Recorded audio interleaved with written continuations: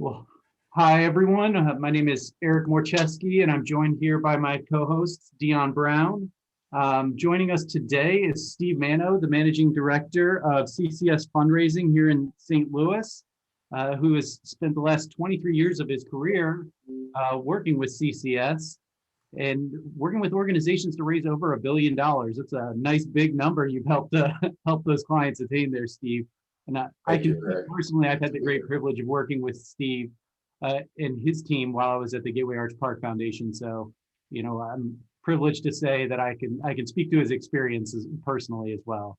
Our other guest today is Alan Valentine, the CEO and president of the Nashville Symphony, who has had a illustrious career. I was looking through your bio, and I don't know that we have enough time to just read your bio there, Alan, but I pulled out a few highlights: the 13 Grammy Awards and 26 nominations and 1 Emmy Award for a national TV broadcast.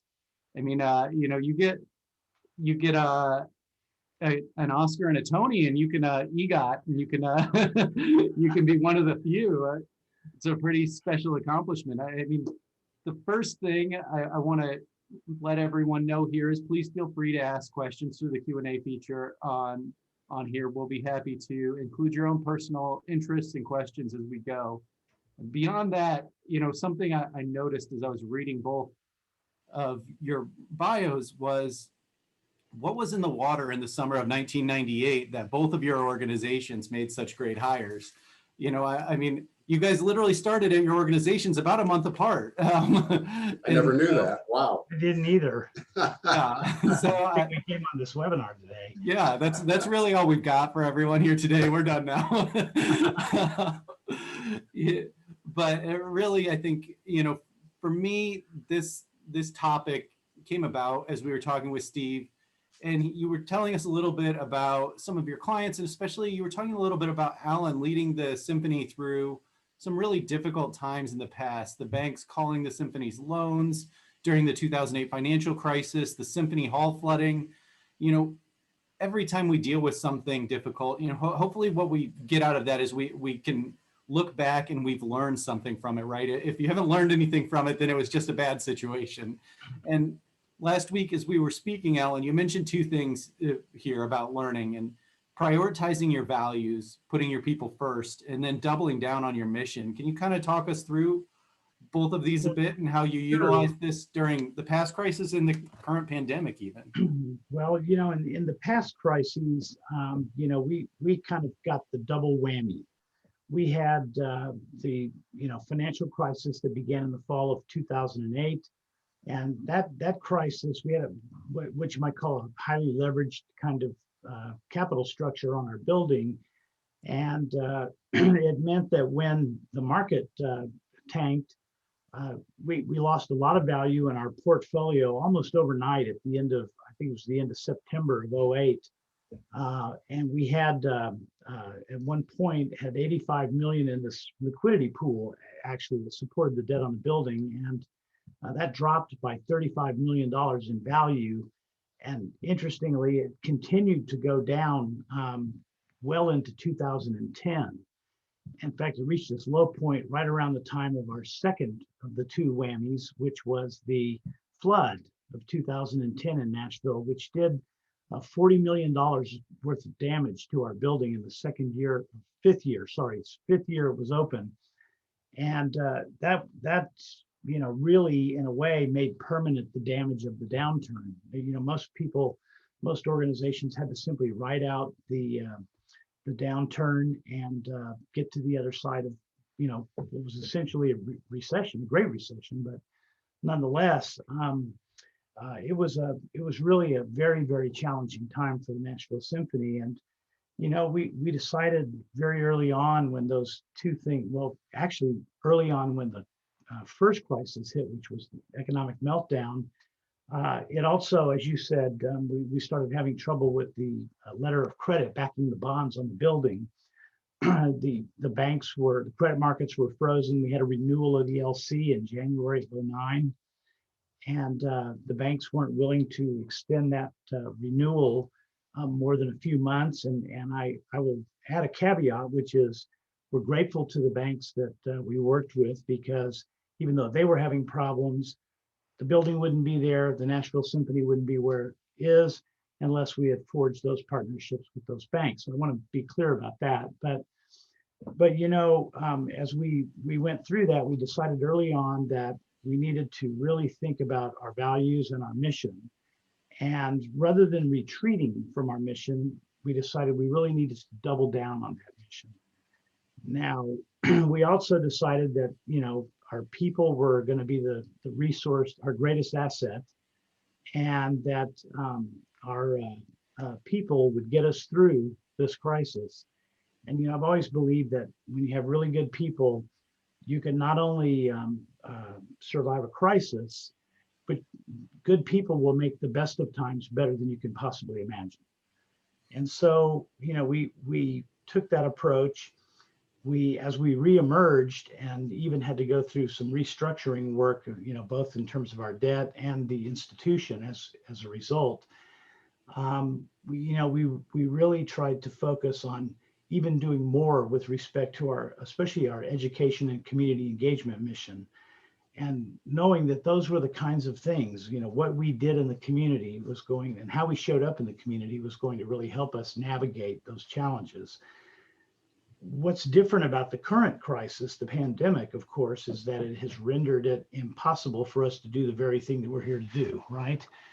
So that really was very clear to us that when you talk about putting people first, and it's probably no secret that we were forced to furlough a good many of our employees.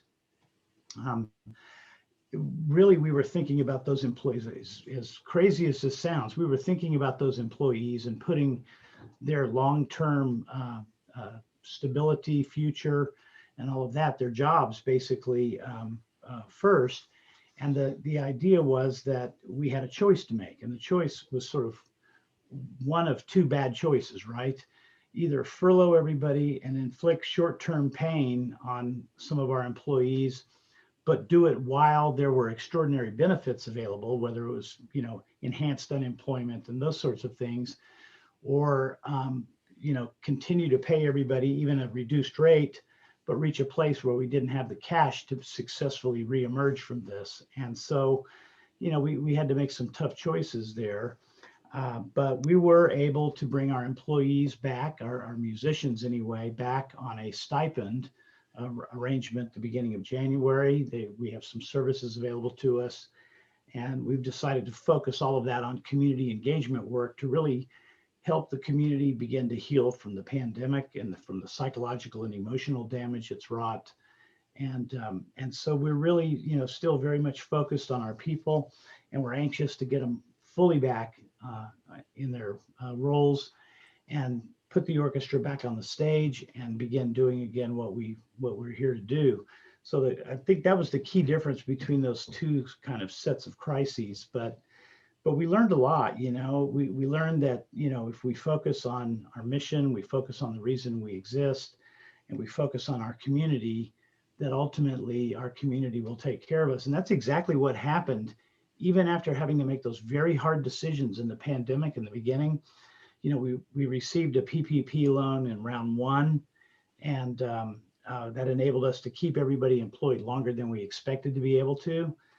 But in the middle of the summer, when we had to furlough, it was all of our musicians and about 75% of our staff, the rest of us that stayed behind were on substantially reduced salaries. But when we had to make that decision, we realized that at that time, there was just really no choice. And I mean, those were the kind of key differences between, the pandemic and where we in the past. But as we thought about our reemergence, we really focused on the idea that we needed to actually look inward and examine every aspect of what we do, who we are, and how we can show up differently, even on the other side of this crisis. What I think, when you go back to learning from the first crisis, one of the things we realized is that we reemerged from the crisis of 2008-9 and 2010, the flood, we reemerged from that crisis actually stronger than we were before. We learned how to do a much better job of generating earned revenue than we had even before that, and we were doing pretty well before that. And we really, as we came through the pandemic, and even after furloughing our musicians and a lot of our staff, we were able to raise more money between the beginning of August and the end of December than we have ever raised in that 5-month period.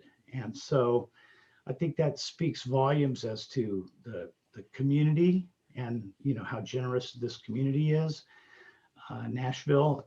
But it also says a lot about the value the community places on the institution. And, you know, I'd like to say it was because, you know, we suddenly got smarter at raising money, and there may be some truth to that because we only had 2 people in our development team after the furloughs, plus myself. And I jokingly said to our VP of development and our development director, you realize what you guys are doing, right? You're proving that you don't need all those people on your staff to raise a lot of money. Now, of course, I don't believe that, but but it was a fun way to tease them. Hey, Alan, you touched on it, but you said during both situations, you had to look at how you were viewed by the community. So what do you do for community engagement to change the way you are perceived in the community to help draw those dollars that you were able to secure during that 5-month span?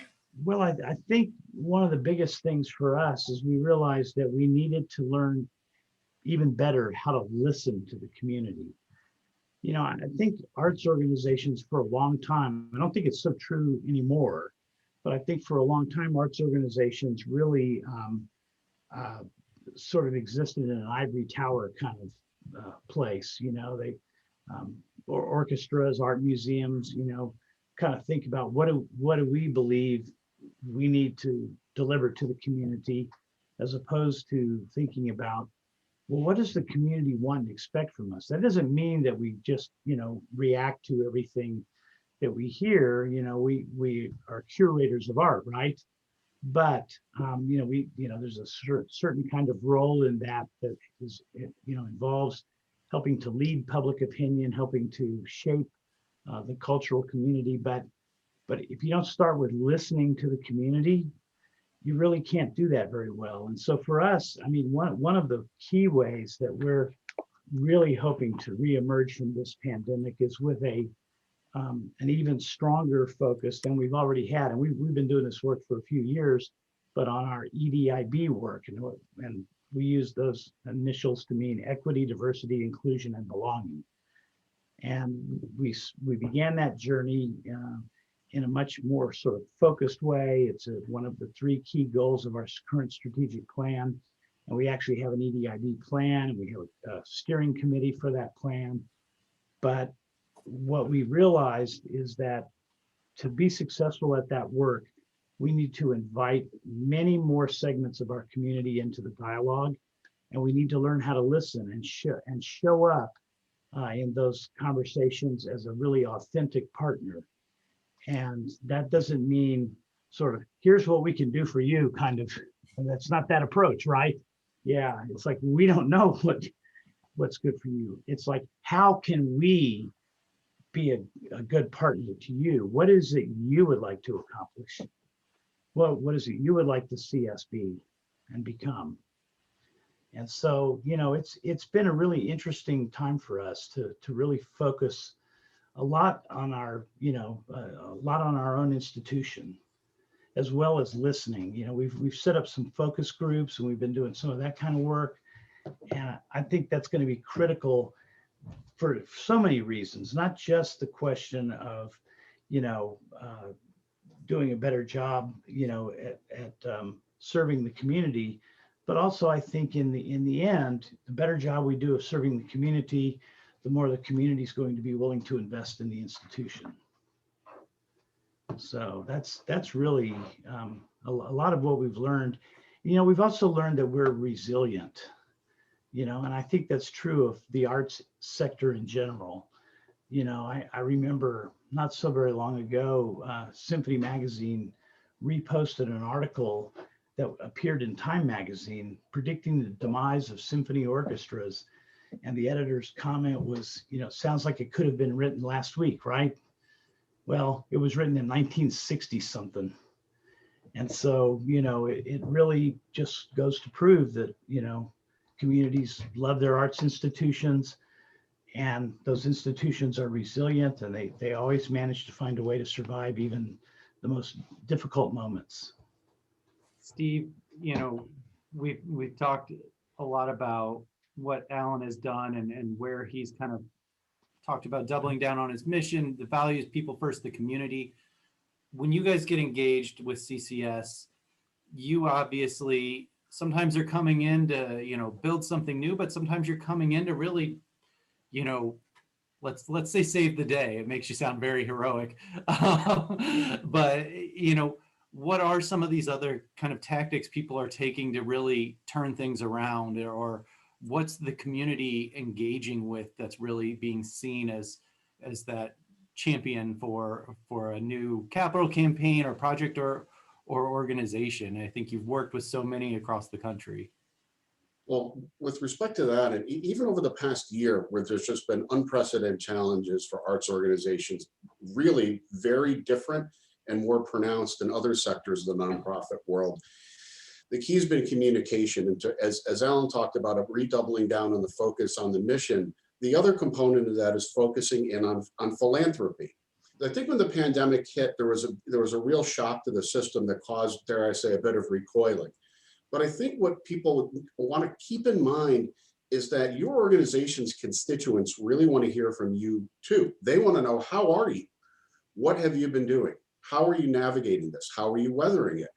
And it also showed very clearly that having financial reserves, the endowment, has become more important now than ever before. As Alan said, a lot of organizations said, how can we be better to the community that we serve? What from this moment allows us to enhance what we do and try and get innovative in the way that we reach out?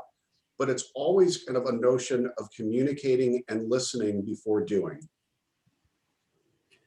Yeah, I think I would add just one thing to what Steve said, or expand on what Steve said about communication, because we realized in the very earliest days of the pandemic that we really had to communicate with our stakeholders in every way imaginable so that people would understand the actions we were taking, why we were taking them. And it was probably one of the most significant things we did. And we started doing that way back in March and April. And really, we had town halls where, we would invite our constituents to join us on Zoom calls in a town hall kind of setting.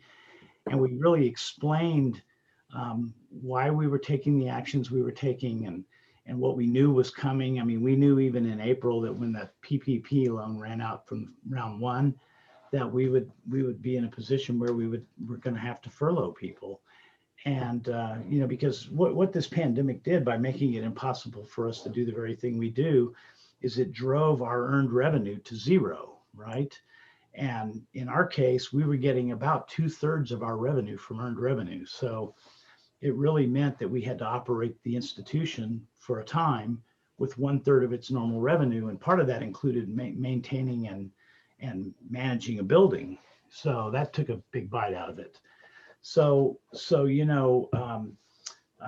we had town halls, we sent all kinds of written communications. And what I found almost universally, what we found almost universally was that people they understood why we had to do what we had to do. And they even, believe it or not, applauded us, not the decisions we had to make, but they applauded us for having the courage to make really hard decisions early on to preserve the future of the institution. And I think the communication, the transparency, because we were just brutally honest about what we had to do. And but the communication, the transparency really set the stage for the fundraising success we had in the fall. And, poor Steve here, we had been through an RFP process to select a consultant to do another study, a capital campaign study, and had just selected CCS when the pandemic hit.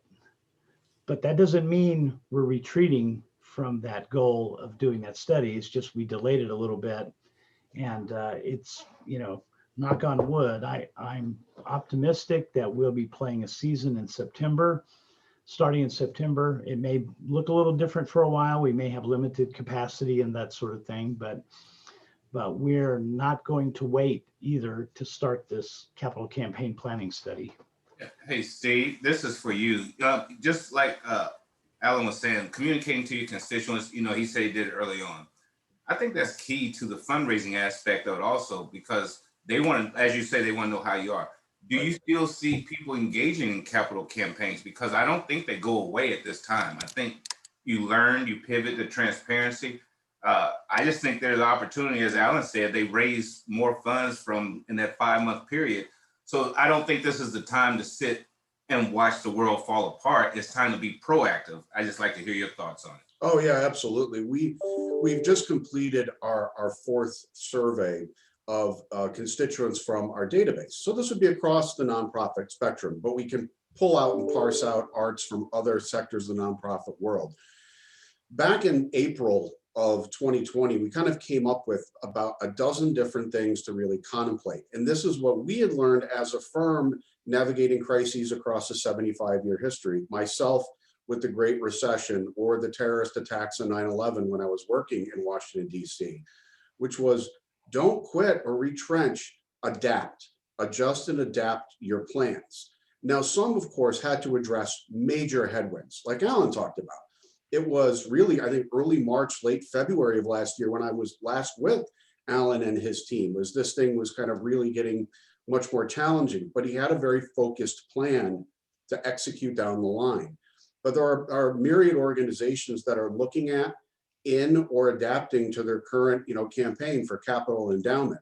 As I'm in conversations with another symphony, they have a pretty decent set of reserves for their budget. However, the board and the executive director realize that so much more can be accomplished if they continue to bolster that set of reserves for programmatic needs, for their orchestra and just compensating their orchestra to have great musicians. They've learned over the past year what are the things that make us who we are, and they realize that philanthropic revenue is critical to do it. So it's look at kind of let those needs drive those decisions.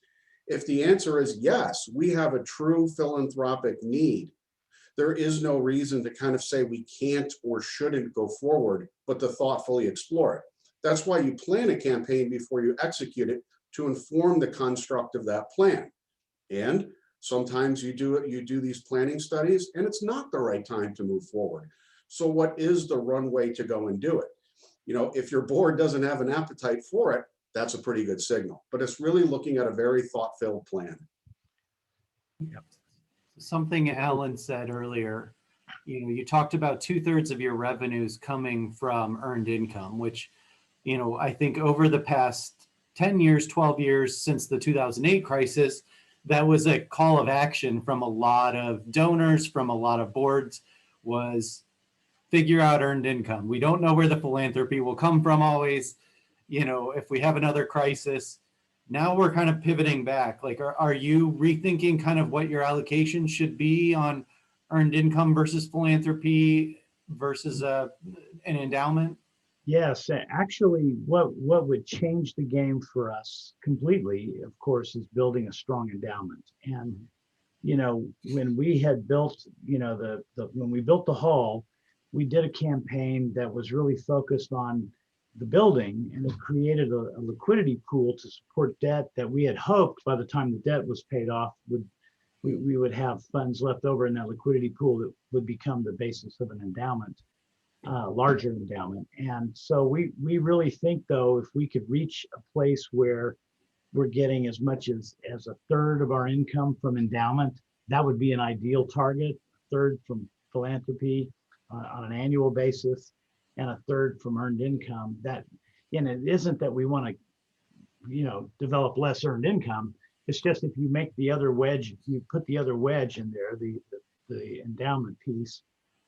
It will begin to, reduce the impact of these kinds of problems on the institution in the future. And, you know, I think for all of us, one of the things we probably all recognize now is that this isn't like just some extraordinary event that will never happen again, the pandemic. You know, we're going to experience other stresses and other crises like this, if you will. I mean, and I think, you know, it's about how we prepare now for that next event, and how we think about the learning that's in this moment that will help us navigate those kinds of crises in the future. I was going to mention something going way back, Steve. You were talking about 9/11 and working in Washington, and you of course are aware of this, I think, but you weren't involved at the time when we started our Time for Greatness campaign for the Hall.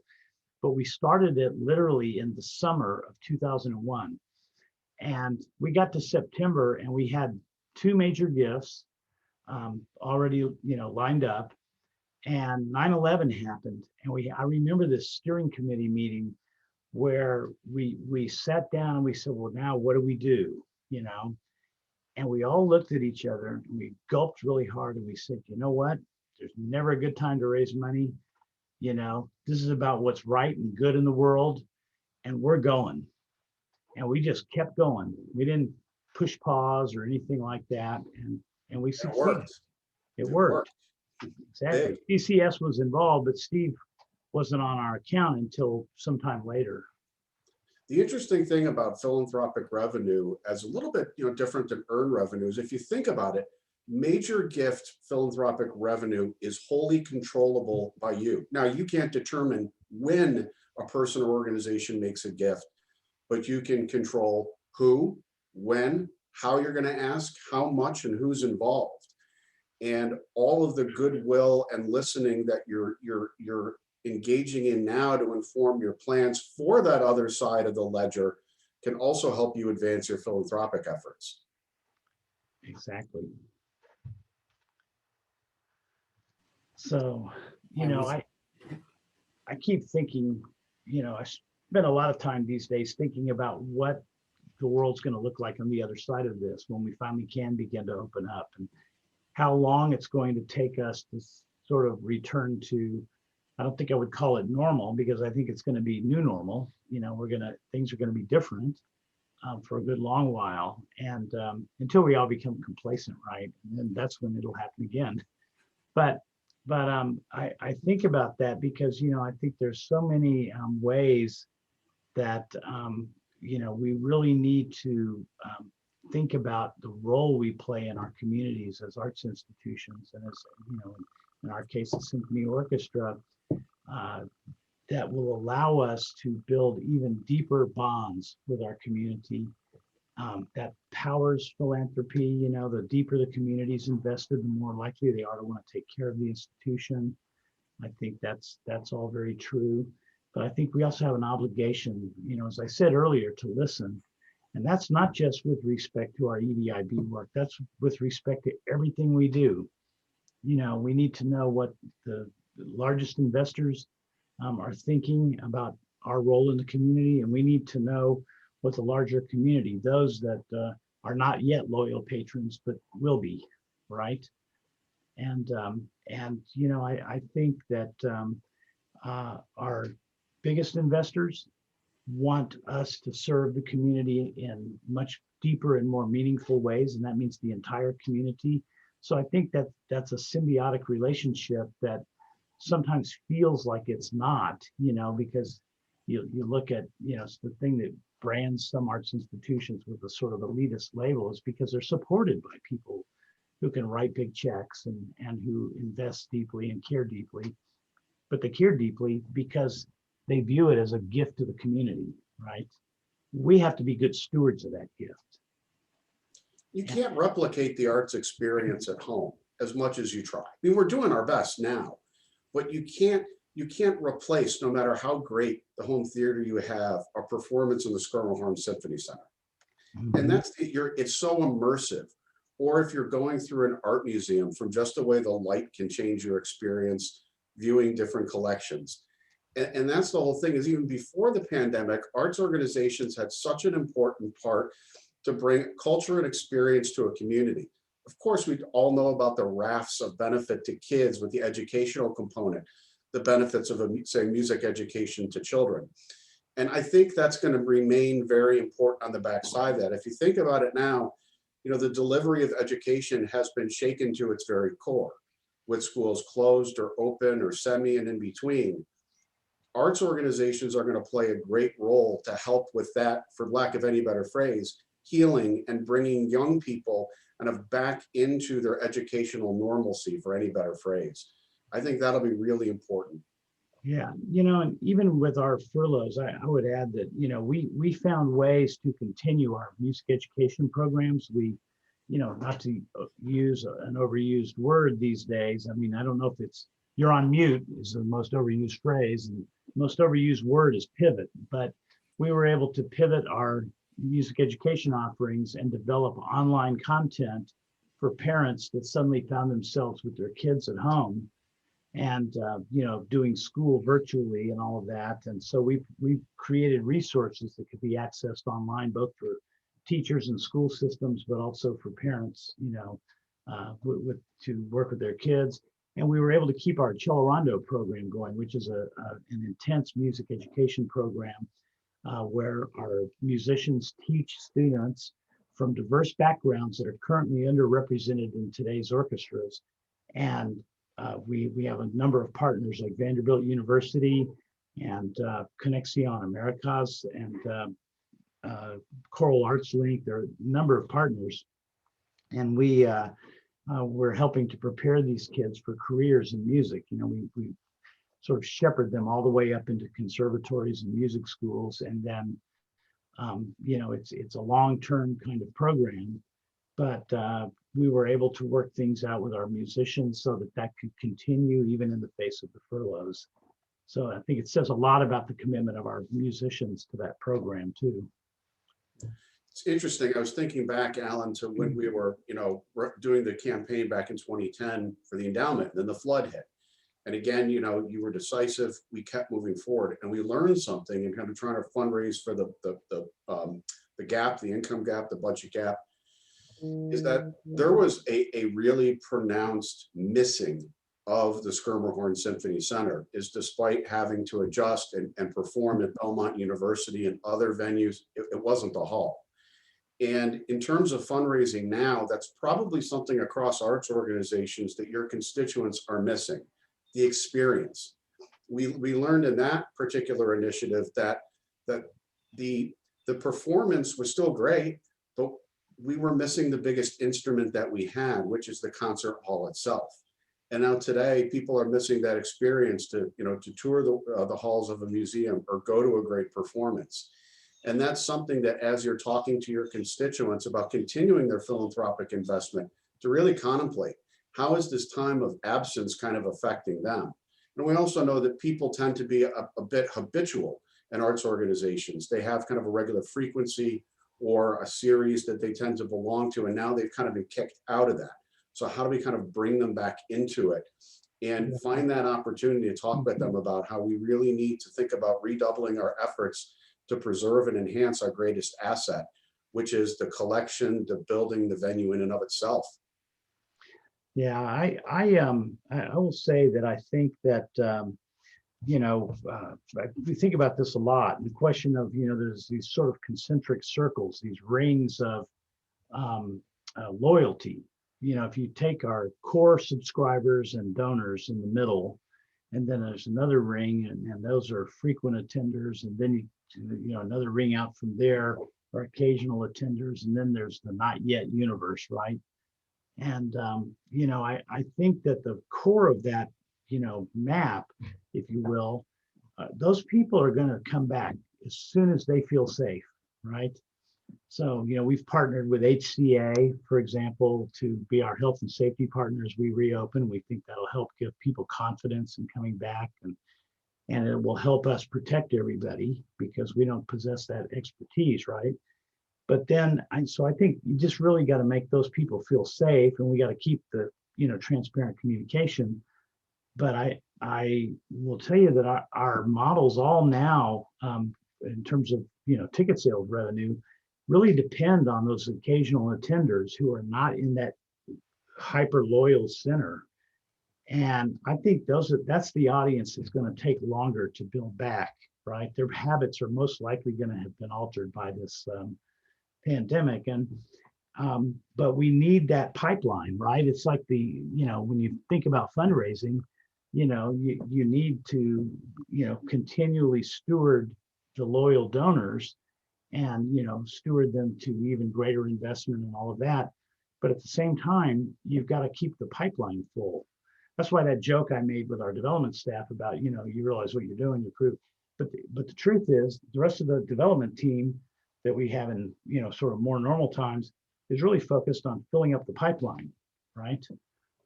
So that we can begin to, move those people closer and closer to that center. I think kind of to kind of follow on that, what may be different as well, though, is that third concentric circle, that piece that is the occasional attendees that you need, you may be able to grow because you've expanded that group by offering some digital content and maybe turning them on to something that they hadn't utilized before, whether that's a museum or whether that's the symphony or whatever it might be. I mean, one of the things you said last week, or Steve said, don't use the pandemic as an excuse, right? We can't just say like, well, it's not my fault the pandemic happened. I'll see what 2022 looks like now. I think we were saying last year 2021, but here we sit and we're still in it. But what we can do is you can engage through digital content. And no, it's not the same. And Steve is exactly right. There's nothing like sitting there and listening to the musicians play in person. But if you can reach a bigger group through digital, either because of geography or just capacity, and start to fill in and grow that third concentric circle, you've really opened up an opportunity of really growing your future audience. And that's an opportunity that comes out of these problematic times. And I really think that's where some groups will really see a great future emerge from a very, very difficult time. Exactly. I think, when you talk about the digital delivery of content, I think one thing we've all learned is the music industry at large, generally has known this for a long time, is it's very difficult to monetize digital content. It's just, the value proposition, the value people place on that is not as high as a live concert experience. It'll take a while for that to develop. And, I still firmly believe it will never replace the live experience. But what it can do, and what we believe it will do for us in the future, is it's not an either or, but an and. And the point of the digital content delivery is not to monetize that itself, but to create a point of entry for people that don't know yet what they're missing, right? And so I think that's going to play a role in what we do in the future. But I also think, this is going to, when we think about the work we're doing around equity, diversity, and inclusion and belonging throughout the community, is figuring out by listening what the barriers are, how we should be showing up, how we make people, how people perceive us, not how we perceive ourselves, but how we're perceived by others, right? And making adjustments, because I think that if we do a really good job of that work and making the entire community feel included and a part and proud of the institution and engaged, that all those issues around selling tickets and raising money, those will become far less difficult to mount those challenges. I think, the wider the circle of our friends, the more support we're going to get from the community. Yeah, it's just a terrific point. Online giving, jumped 20% year over year in 2020. And, pre-pandemic, there wasn't any sort of replacing for the personal visit experience to leverage major gift philanthropy. But as we were talking about a little bit, through the delivery of digital content, being able to understand who your audience is, even right down to the people and who's attending, just like, not just digital delivery of content, but, web-based fundraising, it allows you to do that, to continue to fill the pipeline. I think we've seen a lot of organizations really see a great deal of success in querying people and asking questions and advice, whether they be their closest benefactors of decades, or whether it be someone that's new. What drew you to our organization? What drew you to this particular online content that you witnessed, and begin to form that relationship? That's how you not only surface longer term subscribers, but you also start finding opportunities for philanthropy within. And I think it's safe to say that as we navigate the coming months and even into the next year, people are going to look to do things that bring to them a great experience. Now, for some, that might mean going golfing or playing putt-putt, what have you. Others, it might be going back and seeing live music. For anyone that loves live music or the arts, they're really, really missing that right now. And they've just gotten a taste of that through that digital delivery. And hopefully that means we'll see a lot of people returning, and a lot of people saying, my philanthropic support is really more important now than ever before. Yeah, I think that's true. And I actually, I think that while, people haven't accessed the digital content in as great a numbers as a lot of us, had hoped, I do think that there's pent up enthusiasm and demand for just getting out of the house and coming out to a live event, and being around other people, socializing. I think there's a great amount of pent up demand for that. And one thing I think might be sort of true as I think back to like when we opened the hall and there was this great surge of ticket sales, and then it kind of, fell off a little bit. But it held at a very high level compared to before we opened the hall. I think you're going to see some of that is going to be true of our restart across the country. All of us, restarting our concert seasons. There's going to be initial pent up enthusiasm. There'll be a few people who are cautious about coming back, but then it'll be like the blooms off the rose, and then we'll settle into something normal. And the one thing I worry about most is whether or not, we'll find that when we resume, not everybody comes back right away, and we have sort of a lower place that we have to start from and build back from. But I still think there's going to be great enthusiasm for getting back out into the world. I think we've seen it already in sports, right? I mean, Yeah. Even though stadiums aren't at full capacity right now, I mean, when there are tickets available, I don't think there's too many sitting on the wayside. And I think that's only going to be held true with concerts and everything else. I mean, you're going to have a group of people that says, I'm all for it, let's get out, let's do it. And you're going to have a group of people that says, I don't think I'm quite ready. And it's not saying one is right and one is wrong, but what you need to figure out is how you get to the group in the middle, and whether you can sway that group too. Because if you can sway that group to coming to visit, you're going to be pretty crowded during that September opening that you guys have planned. Well, we actually had, we've done a lot of research during this time too. I mean, we participated in a study with the Cleveland Orchestra and the Philadelphia Orchestra that Alan Brown conducted. And so we've gathered a lot of data by surveying our audiences. I was in another webinar where they were, the people conducting it were using some of that data, but then saying there's some evidence though that people will say one thing in a survey, and then some smaller percentage of them will actually do what they said they were going to do. And so we're all a little bit worried about that. But when we look at people's propensity to return, I think I'm personally confident we're going to see a pretty good surge initially, up to whatever limitations we have on capacity, and then things will settle back a little bit. Yeah. Hey, Alan, I know you said, I think you said 75% of the staff was affected by this. Are you back to a capacity of staff? How's the morale of the staff, and were any of them there during the first? Because to me, that's the most important asset is the staff, because without the staff, you have no performance. I know. Well, we haven't brought everybody back yet on the staff side. We did the stipend arrangement for the musicians. It pays them about a third of their normal base pay.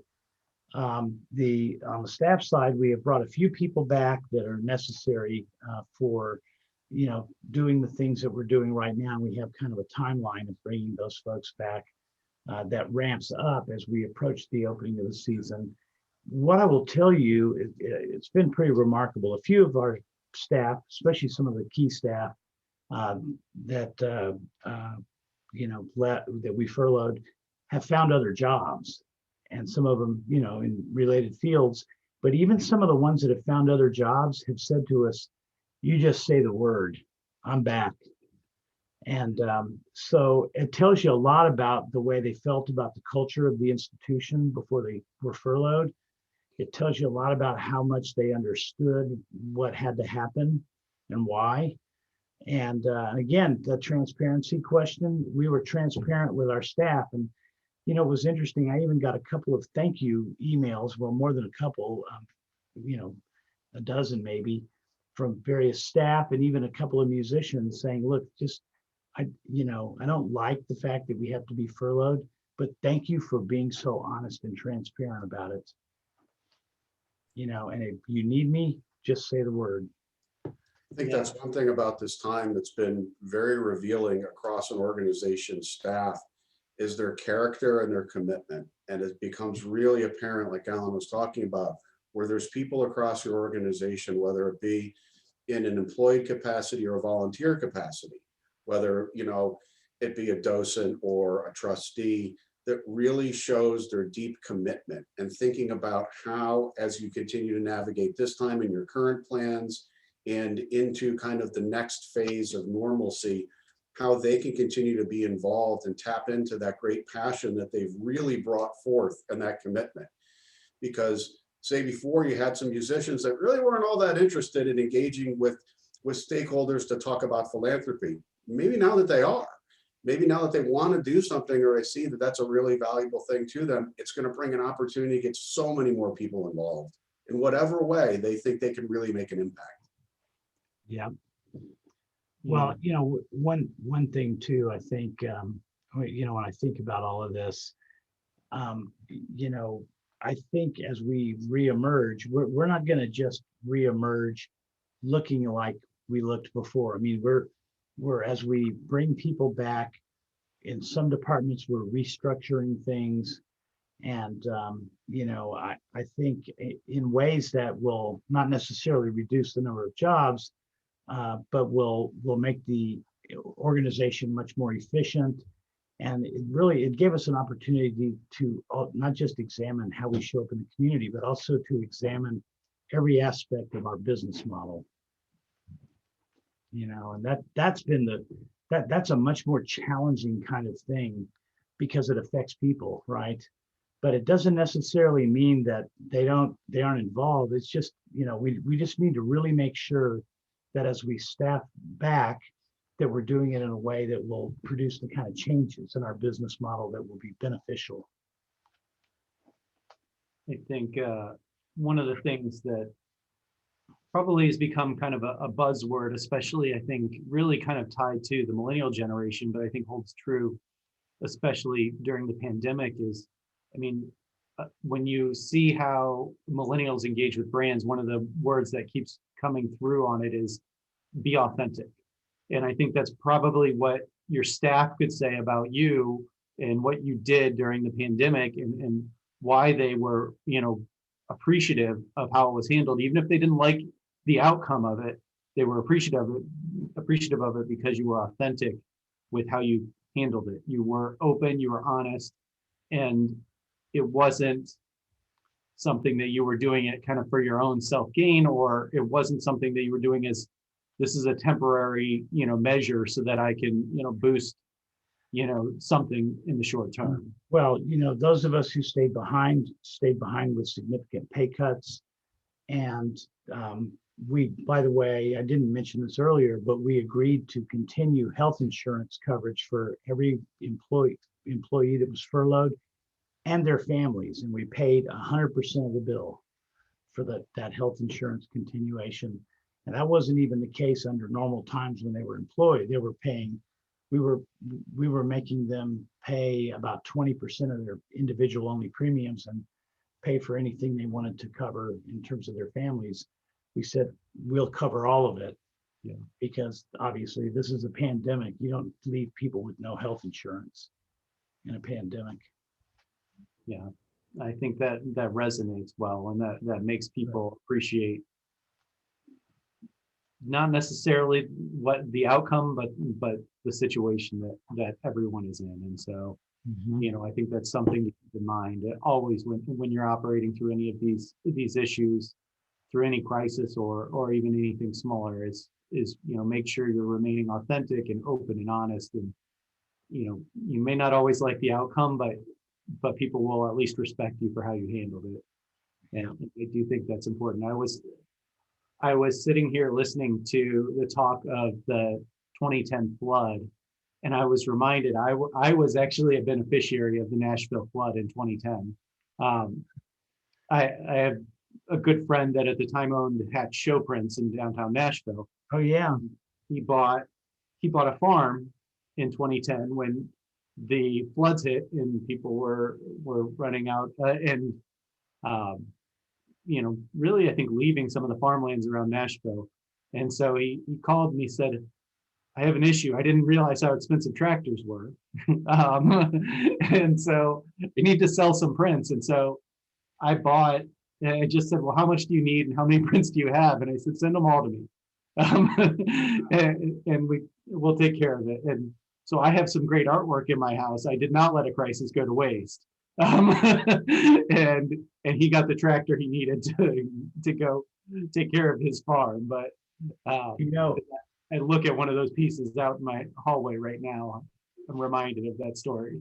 Well, you know, I will tell you, the flood produced. I recently was given an award at our symphony ball by the board, and I had to make a few comments. And I thought back through the 22. That's been 22 years that I've been doing this for Nashville, and just thought about, you know, all of these great moments. But what I decided to do instead is focus on what I believed was the single greatest moment in the history of the Nashville Symphony. It wasn't the opening of the hall. It wasn't the, you know, Grammy Awards. It wasn't any of that stuff. It was Friday after the flood. The flood water crested on a Monday. And on Friday, we put a concert on the steps of the courthouse, free to the entire community. And it made the front page of the Tennessean on Saturday. Full page picture of the orchestra with, you know, the maestro and a dramatic, they got him in a dramatic moment. And the headline read, Music, Muscle, and Money, Nashville Opens Its Heart.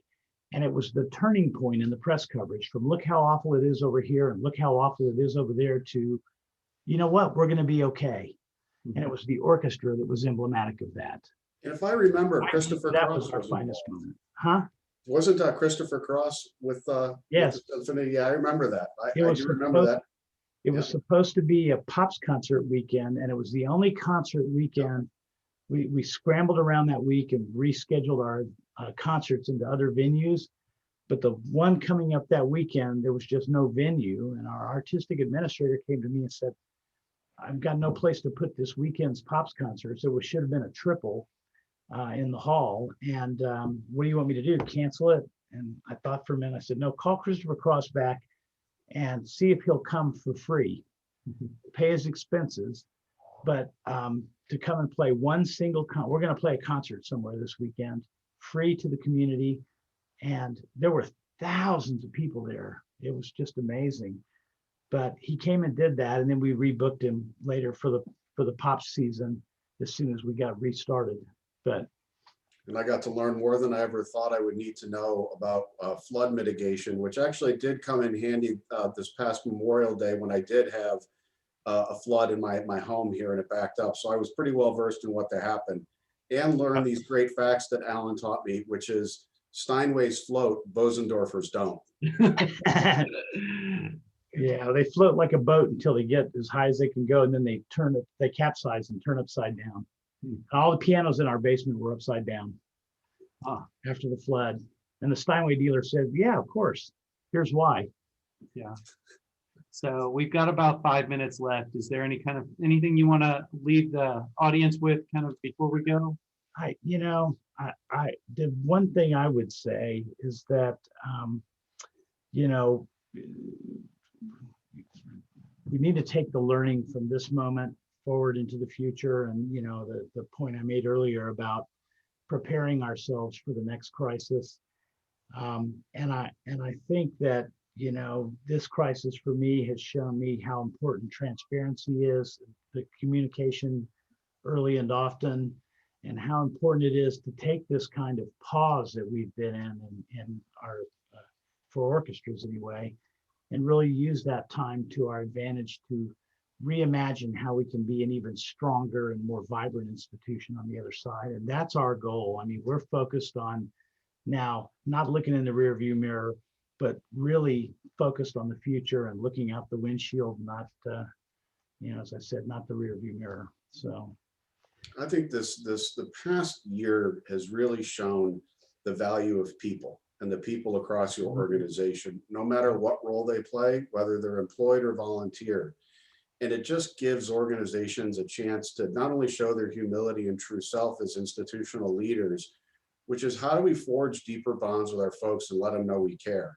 One thing I've learned that, especially in the arts world, you tend to have a little bit of a younger constituency than you would say have heads of schools or CEOs of medical centers.